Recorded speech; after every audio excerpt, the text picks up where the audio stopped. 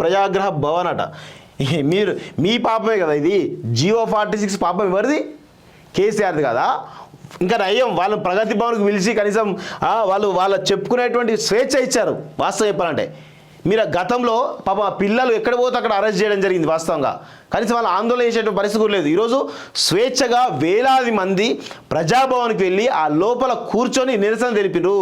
దెబ్బకు ఉప ముఖ్యమంత్రి బట్టి విక్రమార్క వెళ్ళి వాళ్ళతో చర్చలు చేసి ఖచ్చితంగా దీన్ని నెరవేర్స్తామని చెప్పేసి హామీ ఇవ్వడం జరిగింది. ఎప్పుడైనా ఈ గత 10 సంవత్సరాలు ఒక్కసారైనా ఒక్క సామాన్యుడు ప్రగతి భవన్ లోపలికి వెళ్ళి తమ మొర వినిపించుకున్నారా? ఎవరన్నా? సిగ్గుండాలే. మీ యొక్క వైఫల్యం చూపిస్తూ ఉన్నారు. జియో 46 మీ పాపం కదా, మీ కేసీఆర్ చేసినటువంటి పాపం కదా. అమాయకమైన విద్యార్థుల జీవితాలు ఈరోజు నాశనం చేసింది కదా కేసీఆర్. ఇంకా సిగ్గు లేకుండా రాస్తున్నావా?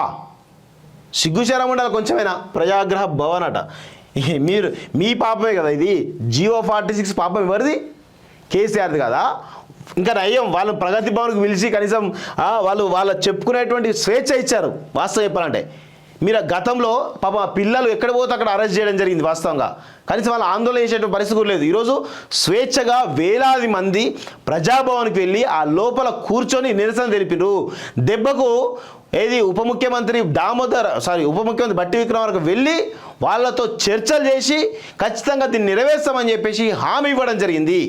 ఎప్పుడైనా ఈ గత 10 సంవత్సరాలు ఒక్కసారైనా ఒక్క సామాన్యుడు ప్రగతి భవన్ లోపలికి వెళ్ళి తమ మొర వినిపించుకున్నారా? ఎవరన్నా? సిగ్గుండాలే. మీ యొక్క వైఫల్యం చూపిస్తూ ఉన్నారు. జియో 46 మీ పాపం కదా, మీ కేసీఆర్ చేసినటువంటి పాపం కదా. అమాయకమైన విద్యార్థుల జీవితాలు ఈరోజు నాశనం చేసింది కదా కేసీఆర్. ఇంకా సిగ్గు లేకుండా రాస్తున్నావా? సిగ్గుశరం ఉండాలి కొంచెమైనా.